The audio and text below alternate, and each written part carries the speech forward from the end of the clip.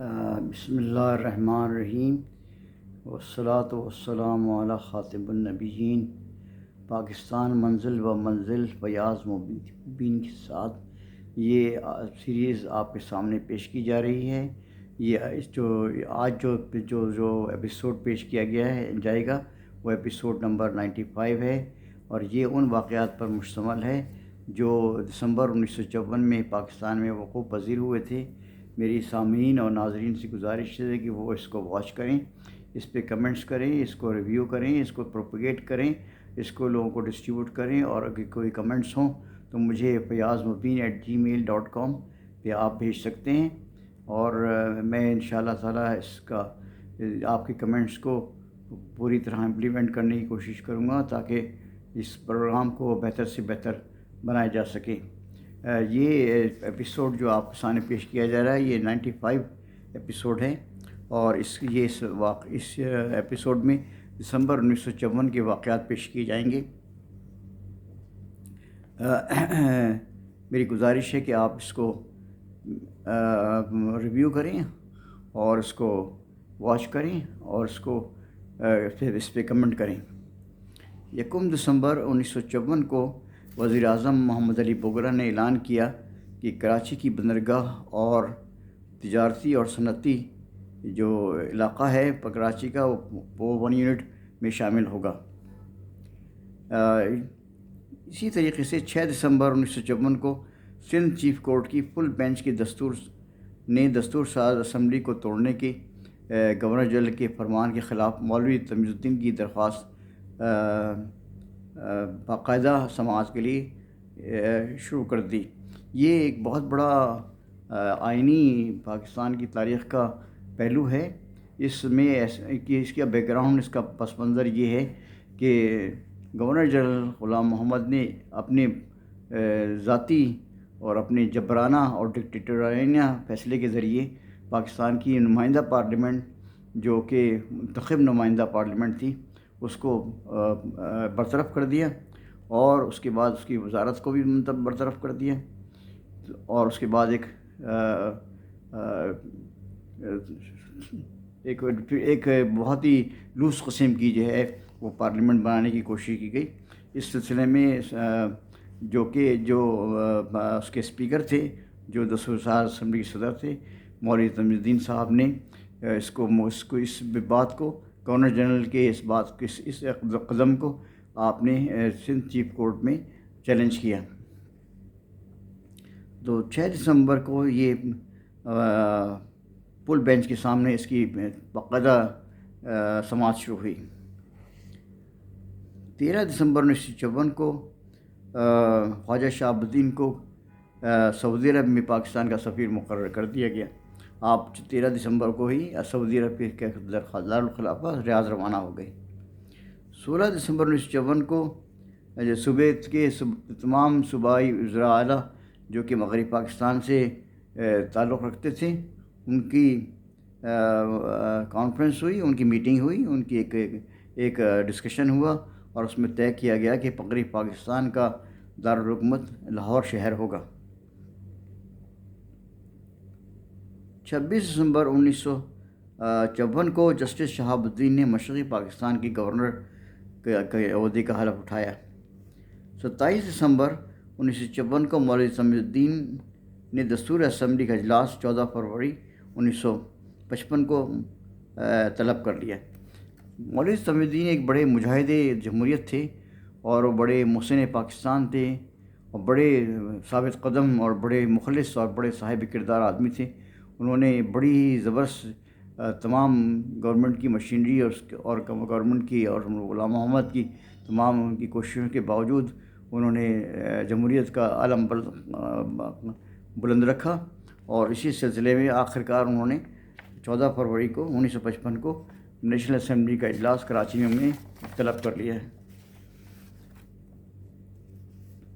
20 دسمبر 1954 کو مشرقی پاکستان کے مشہور قانون سازان اور سیاسی رہنما جناب حسین شہید سہروردی کو مرکزی کابینہ میں شامل کرنے کا اعلان ہوا، اور انہیں قانون کی وزارت انہیں سپرد کی گئی۔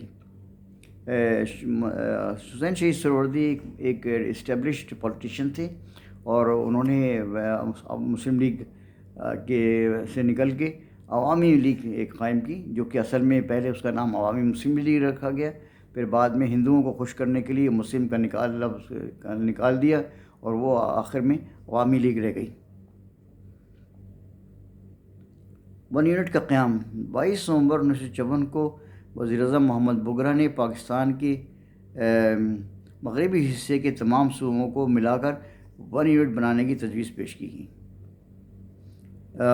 اس کے بارے میں یہ بھی کہا جاتا ہے کہ یہ تجویز جو ہے وہ پاکستان کے فوجی کمانڈر ایوب خان نے پیش کی تھی، اور اس کا مقصد شاید یہ تھا کہ وہ کسی آسانی سے کنٹرول کر سکتے تھے مغربی پاکستان کو اور مشرقی پاکستان کو، اس لیے انہوں نے یہ قدم اٹھایا تھا۔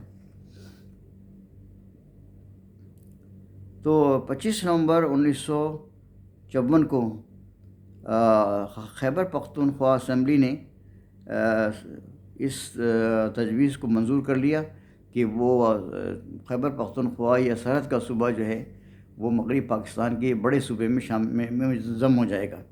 اسی طرح 30 نومبر 1954 کو پنجاب اسمبلی نے اس تجویز کو منظور کر لیا۔ اس طرح دوسرا قدم یہ ہوا کہ پہلے خیبر پختونخوا مغربی پاکستان میں شامل ہوا، اور اس کے بعد پنجاب مغربی پاکستان میں شامل ہو گیا۔ اس کے بعد بلوچستان کے والیان ریاست اور والیان ریاست کی جو یونین تھی اس نے، اور کوئٹہ میونسپلٹی نے اور شاہی جرگے نے بھی اس تجویز کو باقاعدہ منظور کر لیا۔ اس طرح یہ مرحلہ بھی مکمل ہو گیا۔ اس کے بعد 11 دسمبر 1954 کو سندھ اسمبلی نے 98 ووٹ کی حمایت میں پڑے، اور جبکہ صرف 4 ووٹ مخالفت میں پڑے، اور اس طرح سندھ اسمبلی نے بھی یہ 1 یونٹ یا 1 یونٹ جو ہے وہ ایکسیپٹ کر لیا اور قبول کر لیا، اور اس طرح وہ 1 یونٹ کے قیام کی آسانی ہو گئی۔ 25 دسمبر 1954 کو پاکستان کے محکمہ ڈاک نے دنیا کی دوسری اور پاکستان کی بلند ترین پہاڑی چوٹی ماؤنٹ گوڈون ایسٹن، جس کو عرف عام میں K2 کہا جاتا ہے، اس کے تسخیر کی خوشی میں ایک یادگاری ٹکٹ جاری کیا۔ اس یادگاری ٹکٹ پر ماؤنٹ گوڈون ایسٹن یعنی K2 کی تصویر شائع کی گئی تھی، اور اس کی قیمت 2 آنے تھی۔ 27 دسمبر 1954 کو مولوی تقی الدین نے سندھ اسمبلی کا اجلاس 14 فروری کو منتخب کر لیا۔ 30 دسمبر 1954 کو کراچی اور سوئی گیس کے درمیان گیس پائپ لائن بچھانے کا کام شروع ہوا۔ یہ ایک بہت بڑا بھی قدم تھا۔ پاکستان کی جو فیول اور یا ایندھن کی ضرورتیں تھیں، اس کا بہت بڑا حصہ سوئی گیس کے ذریعے پورا ہوتا تھا، اور وہ سوئی گیس کی جو ڈرلنگ اور اس کی جو تعمیر شروع ہوئی تھی 1954 میں شروع ہوئی تھی۔ آخرکار اللہ کے فضل و کرم سے یہ جو نیٹ ورک تھا پورے پاکستان میں بچھ گیا، اور اس سے انڈسٹری کو اور ڈومیسٹک کنزیومرز کو بڑا فائدہ ہوا، اور وہ آسانی سے ان کو فیول اور چیپ اور سستا فیول مہیا ہو گیا۔ یہ واقعات میں نے آپ کے سامنے پیش کی، وہ دسمبر 1954 کے تھے۔ میری گزارش ہے تمام محبان پاکستان سے کہ وہ اس کو ریویو کریں، اس کو پروپیگیٹ کریں، اور اس کو بتائیں لوگوں کو، اپنی نسلوں کو اور نوجوان نسلوں کو بھی بتائیں، تاکہ لوگ پاکستان کی تاریخ سے آگاہ ہو سکیں۔ میں اللہ تعالیٰ سے دعا کرتا ہوں پاکستان کو سلامت رکھے، پاکستان کو قائم رکھے، پاکستان کو ترقی اور کامرانی عطا فرمائے، اور پاکستان کا نظام کرنے کا نام جو ہے بلند ہو۔ جس طرح قائد ملت لیاقت علی خان نے کہا کہ پاکستان ہم نے اس لیے نہیں قائم کیا کہ ایک الگ ملک بنانا تھا، بلکہ ہم نے یہ بتانا تھا کہ دنیا میں اسلامی نیشنلزم کے اوپر، اسلامی قومیت کے اوپر بھی ملک بن سکتے ہیں اور کامیابی سے چل سکتے ہیں۔ اسی طریقے دعا سے میں اللہ تعالیٰ سے دعا کرتا ہوں کہ اللہ تعالیٰ پاکستان کو حفظ و امان میں رکھے، اور آخر میں کہتا ہوں کہ پاکستان پائندہ باد۔